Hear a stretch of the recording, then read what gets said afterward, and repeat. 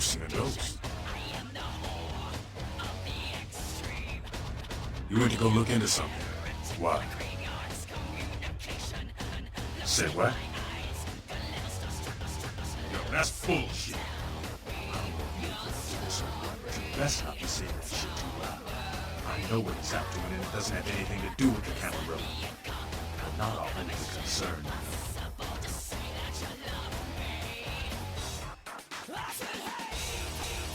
What's up? Good word. The ghouls ain't nothing but trouble if you ask me. It's a weakness. You don't listen.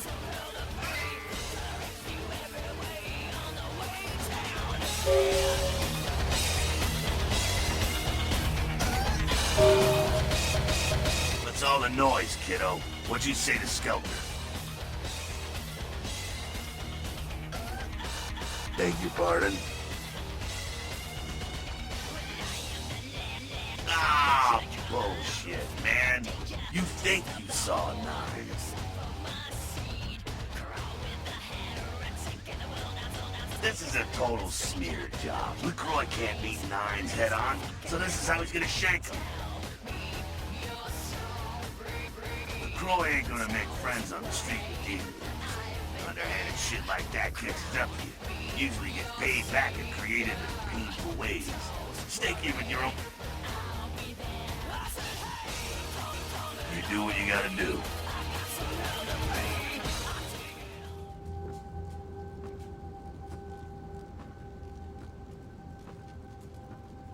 The Primogens still haven't been contacted by Grout. I thought I made it clear that you were not supposed to come back until we had heard from him. Grout's dead? What? Bach! Every time I think he's lost the scent. So, Bach killed Grout to draw me out. Bach is a hunter. They stalk and kill our kind to appease their god. But like many mortals, their so-called faith is nothing but a conduit through which they quench their killing urge. Who else would have killed Grout?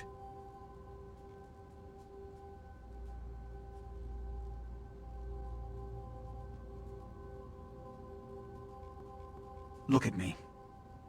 Are you sure it was Nines Rodriguez? Because if it was, the consequences... Do you know where this might lead? Do you really have any idea?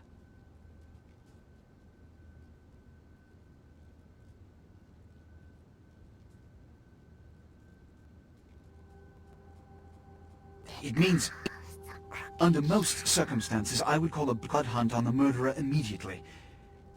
However, the anarchs of this city may interpret such an action to be a declaration of war. I do not want a war with them. This decision will take some time. I need to confer with the Primogen on this. In the meantime, I've come to a decision on the Ankaran sarcophagus, and I believe that for the safety of the inhabitants of this city, we need to place the sarcophagus under Camarilla protection until its contents can be confirmed. You're becoming quite indispensable to me. So, out of all my available personnel, I'm going to entrust the retrieval of the sarcophagus to you. It was quietly delivered to the Museum of Natural History a few hours ago. The manifest from the Dane shows there was a small box from the same dig on board, but it was listed as missing. Keep an eye open for it. It may have been overlooked. It's crucial we get the sarcophagus in our possession within the next few hours. Yes, of course. Here. I can't have one of my representatives running around ill-equipped for their task. Here are the keys to the front door of the museum. The sarcophagus should be in an examination room of some sort.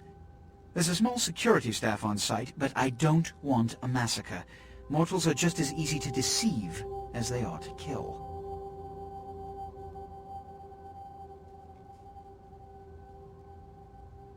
There is a degree of immediacy attached to this task. Work fast. And, as on the Dane, you are not to open the Ankaran sarcophagus for any reason. Excuse me.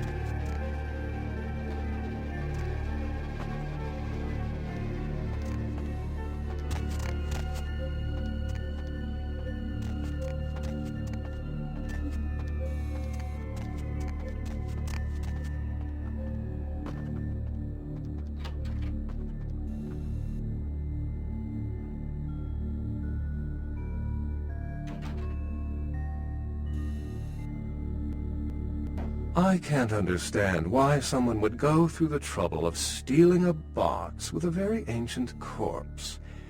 This city's not that dull.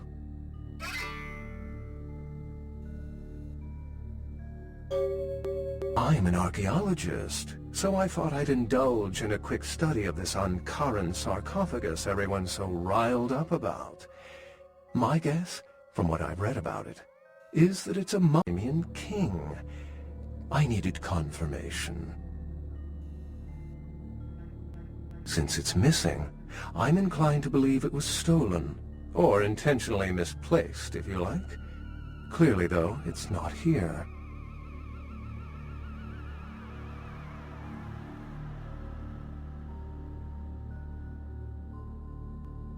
Oh, I really wish I had.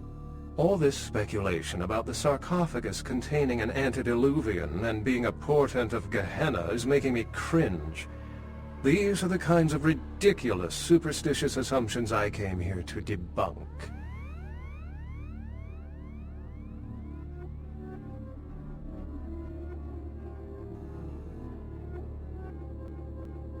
Armageddon, doomsday, the end of all kindred. It's a common facet of most mythologies. Fear that the world will end. Many believe Cain and the antediluvians will return to consume or destroy all kindred. I wholeheartedly disagree.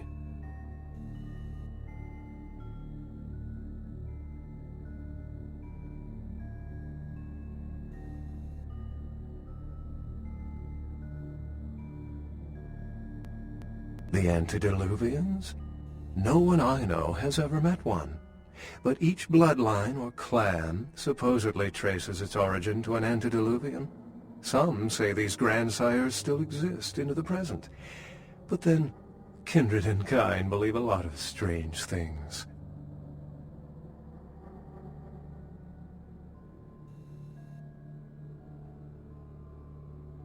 As I said, many cultures have the fear of some form of apocalypse.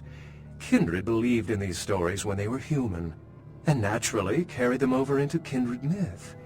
But it doesn't take a supernatural act to cause widespread destruction. Humans and kindred are just as capable of managing their own destruction as a deity. A self-realized Gehenna warrants more vigilance than a god-induced one, don't you agree? Such is my argument, which so frequently falls on deaf ears.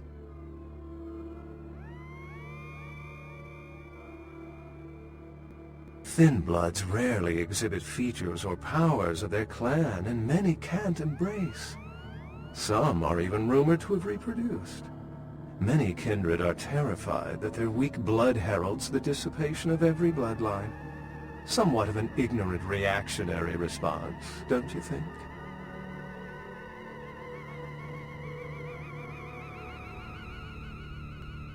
Cain, who I assume you mean, is the biblical first kindred and founder of the mythological first city, Enoch, a place where kindred and kind coexisted.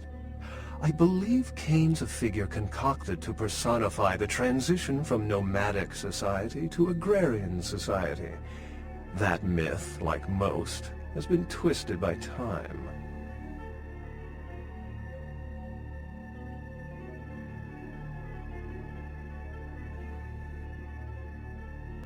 What prophecy doesn't have vague apocryphal signs?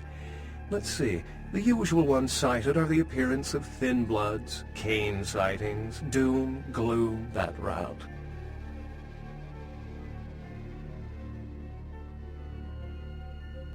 Oh, don't let me interrupt your progress, if indeed you've made some. My reason for being here is probably being bid on as we speak. Someone is certainly going to be surprised when they find out they've just paid a kingly sum for a desiccated old corpse.